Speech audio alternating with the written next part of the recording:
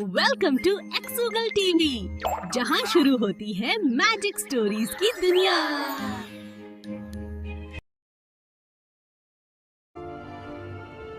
इसके बाद गौरी तोते के साथ झरने के पास चली गई, लेकिन जैसे ही वे वहां पहुंचे, झरने का बहता हुआ पानी अचानक रुक गया। ये देखकर गौरी हैरान रह गई और आश्चर्य से उस झरने को देखने लगी, जैसे उसे अपनी आंखों पर विश्वास ही न हो रहा हो। अरे, ये क्या हुआ? अभी तो झरने का पानी बह रहा था, अचानक रुक कैसे गया? ये तो बहुत अजीब है। क्या ये भी इस मायावी जंगल का ही जादू है? मुझे तो अपनी आंखों पर विश्वास ही नहीं हो रहा। अब आगे क्या होगा?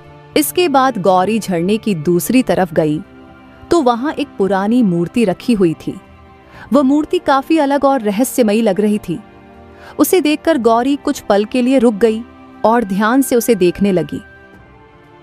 अरे, ये कैसी मूर्ति है? कितनी पुरानी और रहस्यमयी लग रही है। क्या यही वो मूर्ति है जिसके बारे में तोते ने बताया था?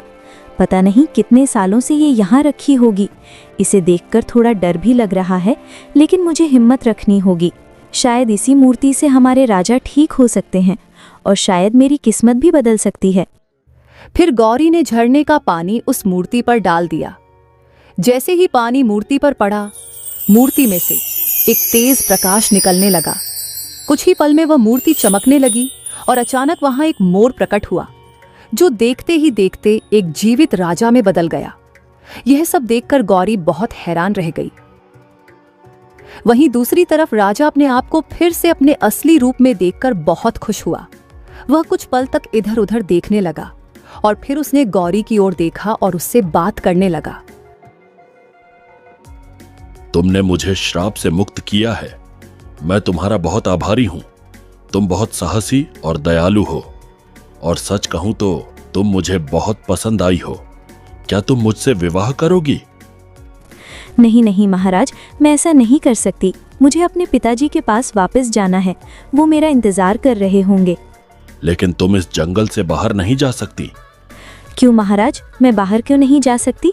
इस मायावी जंगल में एक भयानक राक्षस रहता है। वह किसी को भी इस जंगल से बाहर नहीं जाने देता। अगर ऐसा है तो मैं उस राक्षस को भी मार दूंगी, लेकिन मैं यहाँ से बाहर जरूर जाऊंगी। वो राक्षस बहुत शक्तिशाली है। बहुत लोगों ने कोशिश की, लेकिन कोई उसे हरा नहीं पाया। मुझे फर्क नहीं पड़ता, मैं अपने पिताजी के पास वापस जाऊंगी ही। ब्राह्मण ने कहा था कि यहाँ आकर मैं अमीर हो जाऊंगी, लेकिन ऐसा कुछ हुआ ही नहीं।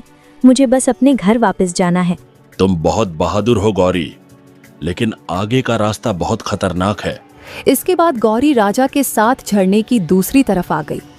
बाहर आकर उसने चारों ओर देखा, लेकिन वहां तोता कहीं दिखाई नहीं दे रहा था। महाराज, वो तोता कहाँ गया? अभी तो यहीं था, अचानक गायब कैसे हो गया? उसका काम पूरा हो गया था, इसलिए वह अब मुक्त हो गया। मैं तो यहाँ धनवान बनने आई थी, लेकिन लगता है ऐसा कुछ नहीं हो पाएगा। निराश मत हो, मैं तुम्हें ढेर सारा सोना दूंगा, जिससे तुम बहुत अमीर हो जाओगी। सच महाराज? हाँ, लेकिन एक शर्त है। वो सोना लेने के बाद तुम्हें उस राक्षस को मारना होगा, तभी तुम इस जंगल से बाहर जा पाओगी। अगर ऐसा करना पड़े तो मैं तैयार हूँ। अच्छा, तो तैयार हो जाओ। आगे का रास्ता आसान नहीं होगा। महाराज, मुझे आशीर्वाद दीजिए, मैं अब चलती हूँ। भगवान तुम्हारी रक्षा करें गौरी। यह कहकर राजा ने गौरी को ढेर सारा खजाना दे दिया। इतना सारा खजाना देखकर गौरी बहुत ज्यादा खुश हो गई। उसकी आंखों में खुशी चमकने लगी और उसे लगा कि अब उसके पिता की सारी परेशानियां खत्म हो जाएंगी। इतना सारा खजाना! आखिरकार मैं धनवान हो ही गई। अब मुझे और मेरे पिताजी को गरीबी नहीं देखनी पड़ेगी। मैं इस खजाने से अपने पिताजी की सारी परेशानियां खत्म कर दूंगी। हाँ, अब तुम्हारे पास बहुत सारा धन है, लेकिन यहाँ से जाने से पहले तुम्हें उस राक्षस को मारना होगा। अगर तुम ऐसा नहीं कर पाई तो मेरे पास वापस आ जाना, तब मैं तुमसे विवाह कर लूंगा। यह सुनकर गौरी वहां से निकल गई और वापस जाने लगी।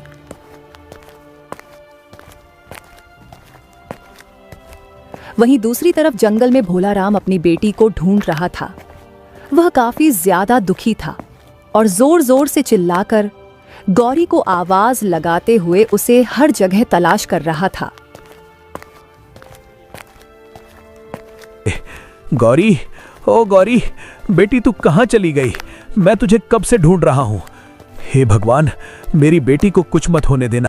यह सब कहते हुए भोलाराम जोर जोर से गौरी को आवाज लगा रहा था, लेकिन उसे गौरी कहीं भी नहीं मिली। वह जंगल में इधर उधर भटकता रहा और उसकी चिंता लगातार बढ़ती जा रही थी। सब मेरी गलती है, मुझे उसे डांटना नहीं चाहिए था। मैंने ही गुस्से में उसे जंगल जाने की बात कह दी।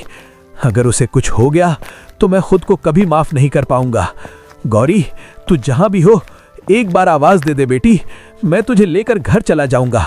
बस भगवान, मेरी गौरी को सुरक्षित रखना। उसकी आंखों से लगातार आंसू बह रहे थे और वह बेहद बेबस महसूस कर रहा था। गौरी, ओ गौरी, तू कहाँ है बेटी? मैं तुझे कब से ढूंढ रहा हूँ, लेकिन तू कहीं दिखाई ही नहीं दे रही।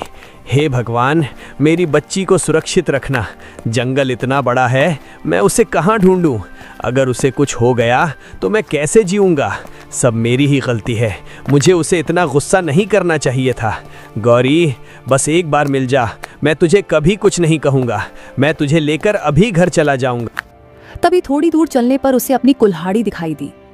कुल्हाड़ी को देखकर भोलाराम चौंक गया। उसने जल्दी से कुल्हाड़ी उठाई और इधर उधर देखने लगा, जैसे उम्मीद कर रहा हो कि शायद गौरी भी आसपास ही कहीं हो। अरे, ये तो मेरी कुल्हाड़ी है। ये यहाँ कैसे गिर गई? अगर कुल्हाड़ी यहाँ है तो गौरी कहाँ गई? हे भगवान, कहीं ऐसा तो नहीं कि उस पर किसी जंगली जानवर ने हमला कर दिया हो? नहीं नहीं, ऐसा मत होना भगवान, मेरी बेटी को कुछ मत होने। यह सोचकर भोलाराम वहीं आसपास गौरी को ढूंढने लगा, लेकिन गौरी उसे कहीं नहीं मिली। देना। गौरी, ओ गौरी, तू कहाँ है? एक बार आवाज दे दे बेटी, मैं तुझे लेकर तुरंत यहाँ से घर चला जाऊंगा। काफी देर तक तलाश करने के बाद वह थक गया। आखिरकार हार मानकर वह वहीं एक पेड़ के नीचे बैठ गया और जोर जोर से रोने लगा। उसे अपनी बेटी की बहुत याद आ रही थी और वह खुद को बेहद अकेला महसूस कर रहा था। गौरी, मेरी बच्ची, तू कहाँ चली गई? मैं तुझे हर जगह ढूंढ चुका हूँ, लेकिन तू कहीं नहीं मिली। हे भगवान, अगर मुझसे कोई गलती हुई है तो मुझे सज़ा दे दो, लेकिन मेरी बेटी को सुरक्षित रखो। मैंने ही उसे डांटा था, मैंने ही गुस्से में गलत बातें कह दी थीं। काश मैं उसे रोक लेता, काश मैं उसे प्यार से समझा लेता। गौरी, तेरे बिना मैं बिल्कुल अकेला हो गया हूँ। बस एक बार वापस आ जा बेटी, मैं तुझे कभी डांटूंगा नहीं। शाम होने को आ गई थी और गौरी का कुछ भी पता नहीं था। पूरा दिन जंगल में ढूंढते ढूंढते भोलाराम बहुत थक गया था। उसका मन घबराहट और डर से भर गया था। उसे समझ नहीं आ रहा था कि अब वह कहाँ जाकर गौरी को ढूंढे। आखिरकार मजबूर होकर वह भारी मन से वापस अपने घर की ओर चल पड़ा। रास्ते भर वह गौरी के बारे में ही सोचता रहा और उसकी आंखों में आंसू आ रहे थे। वहीं दूसरी तरफ गौरी जल्दी जल्दी जंगल से बाहर निकलने की कोशिश कर रही थी। अब उसे भी चिंता होने लगी थी, क्योंकि उसे पता था कि उसके पिता उसकी बहुत चिंता कर रहे होंगे। वह जल्दी घर पहुंच जाना चाहती थी और रास्ता ढूंढते हुए तेज कदमों से आगे बढ़ती जा रही थी। आज सच में मेरी किस्मत बदल गई। अब मैं और मेरे पिताजी गरीब नहीं रहेंगे। इतना सारा खजाना लेकर जब मैं घर पहुंचूंगी तो पिताजी कितने खुश होंगे। अब उन्हें इतनी ठंड में मेहनत नहीं करनी पड़ेगी। हम अच्छा खाना खाएंगे, अच्छे कपड़े पहनेंगे, हमारी सारी परेशानियां खत्म हो जाएंगी। लेकिन पिताजी अभी कितना परेशान हो रहे होंगे। उन्होंने मुझे पूरे दिन नहीं देखा होगा। वो ज़रूर मुझे ढूंढने जंगल आए होंगे। मुझे जल्दी से जल्दी घर पहुंचना होगा। मुझे पिताजी को बताना है कि अब सब ठीक हो जाएगा। बस भगवान, मुझे सही रास्ता दिखा दो ताकि मैं जल्दी अपने पिताजी के पास पहुंच जाऊं। तभी गौरी ने देखा कि उसके सामने एक बहुत बड़ा और भयानक राक्षस खड़ा था। उसका रूप बहुत डरावना था और उसे देखते ही गौरी बहुत ज्यादा डर गई। उसका दिल जोर जोर से धड़कने लगा और वह कुछ पल के लिए वहीं घबराकर खड़ी रह गई।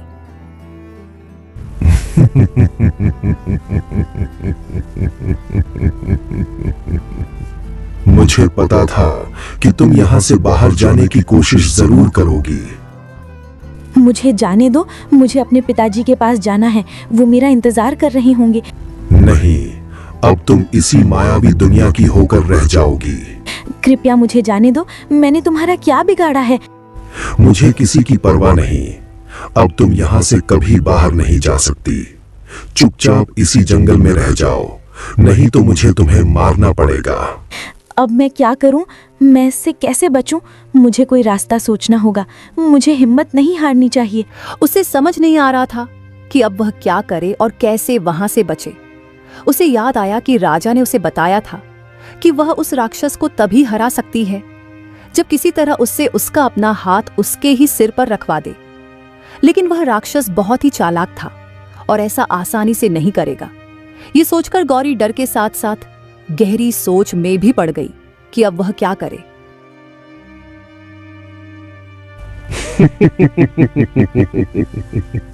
मुझे देखकर तुम डर गई ना? मैं जानता था कि तुम यहाँ से बाहर जाने की कोशिश जरूर करोगी, लेकिन याद रखो, इस मायावी जंगल में सबसे शक्तिशाली मैं हूँ और मेरी इजाजत के बिना यहाँ से कोई भी बाहर नहीं जा सकता। तुम अब हमेशा के लिए इसी जंगल की होकर रह जाओगी। तुम कहते हो कि तुम सबसे शक्तिशाली हो, लेकिन मैं कैसे मान लूं? मुझे तो लगता है कि तुम उतने शक्तिशाली नहीं हो जितना तुम खुद को समझते हो। शायद तुम मुझसे भी ज्यादा शक्तिशाली नहीं हो। तुम मेरी ताकत पर शक कर रही हो? इस पूरी मायावी दुनिया में मुझसे ज्यादा शक्तिशाली कोई नहीं है। मैं जो चाहूं वो कर सकता हूं। अगर ऐसा है तो तुम अपनी आंखें बंद करके दिखाओ। अगर तुम इतनी शक्तिशाली हो तो तुम्हें डरना नहीं चाहिए। लगता है तुम मेरे जैसा भी नहीं कर सकते।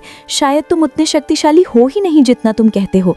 मैं ये आसानी से कर सकता हूँ, लेकिन मैं अपनी आंखें खुद से बंद नहीं करूंगा, क्योंकि जैसे ही मैं आंखें बंद करूंगा तुम यहाँ से भागने की कोशिश करोगी। इसलिए ये मैं नहीं करूंगा। तुम कुछ और करके दिखाने को कहो, मैं सब कुछ कर सकता हूँ। इस दुनिया में ऐसा कोई काम नहीं जो मैं न कर सकूं। अगर ऐसा है तो मेरे जैसे अपने सिर पर हाथ रख कर दिखाओ। अगर तुम ये भी नहीं कर सकते तो समझ जाऊंगी कि तुम उतने शक्तिशाली नहीं हो। ये तो बहुत आसान है, मैं ये कर सकता हूँ, लेकिन पहले तुम करके दिखाओ। देखो, ऐसे अपने सिर पर हाथ रखना होता है। ये सोचकर गौरी ने चालाकी से अपने सिर पर हाथ रख लिया। ये देखकर राक्षस ने भी उसकी नकल करते हुए अपने सिर पर हाथ रख लिया। जैसे ही उसने ऐसा किया, वह अचानक जलने लगा। ये देखकर गौरी हैरान भी हुई और खुश भी हुई।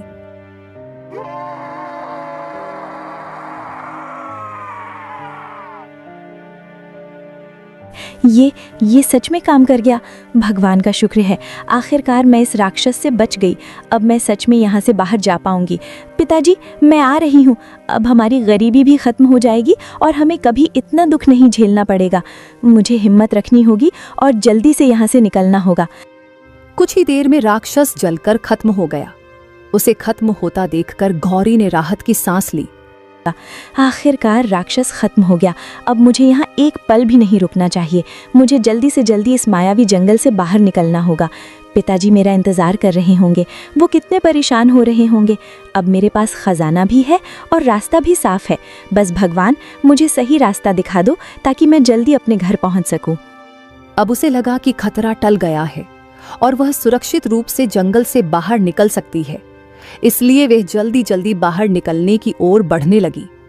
इतना करके गौरी ने उस रहस्यमयी जंगल को पार कर लिया और धीरे धीरे अपने गांव की तरफ लौट आई। कुछ ही देर में वह अपनी दुनिया में वापस आ गई। अपने आसपास की जानी पहचानी जगहों को देखकर उसे राहत महसूस हुई। आखिरकार मैं मायावी जंगल से बाहर आ गई। भगवान का लाख लाख शुक्र है। अब मैं अपने घर जा सकती हूँ। पिताजी मुझे देखकर कितनी खुश होंगे। अब हमारी सारी परेशानियां खत्म हो जाएंगी। मुझे जल्दी से जल्दी घर पहुंचना होगा। गौरी खुद से यही सब बातें करते हुए आगे बढ़ रही थी कि तभी उसे सामने वही ब्राह्मण दिखाई दिए।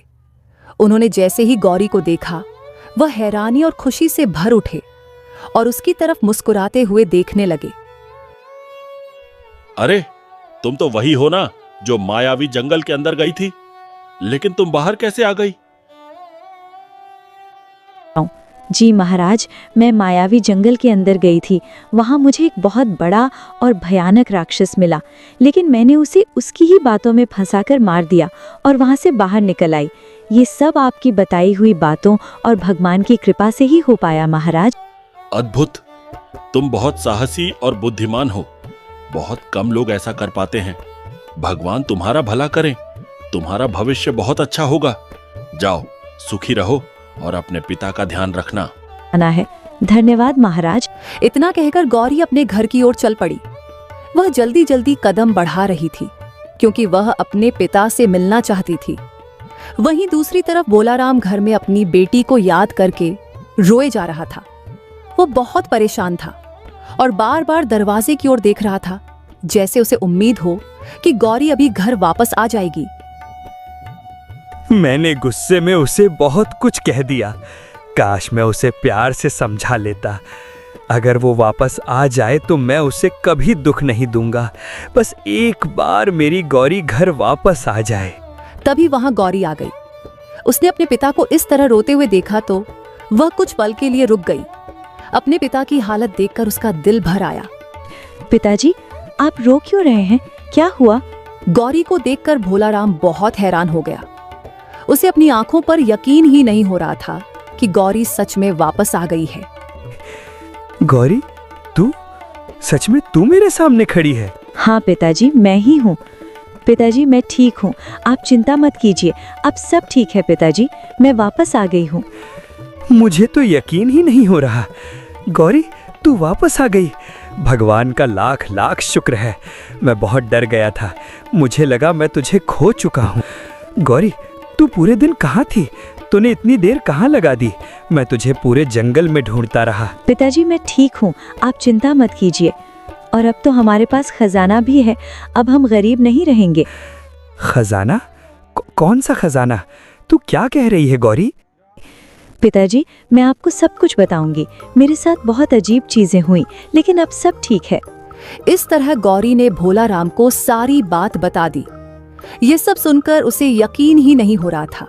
वह हैरानी से गौरी की तरफ देखता रहा और सोचने लगा कि उसकी बेटी ने कितना बड़ा साहस दिखाया है।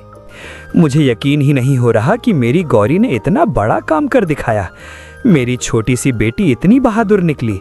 उसने मायावी जंगल पार किया, राक्षस को हराया और सही सलामत वापस भी आ गई। भगवान, मैं आपका कितना धन्यवाद करूं। आज मुझे अपनी बेटी पर बहुत गर्व हो रहा है। समय के साथ गौरी और भोलाराम की जिंदगी पूरी तरह बदल गई। उन्होंने उस खजाने का सही इस्तेमाल किया और अपना छोटा सा घर ठीक कराया। अब उन्हें खाने, कपड़ों या किसी जरूरी चीज की कमी नहीं रही। भोलाराम ने जंगल जाना छोड़ दिया और आराम से रहने लगा। गौरी ने भी अपने सपनों को पूरा करने की ठान ली और अच्छे से जीवन जीने लगी।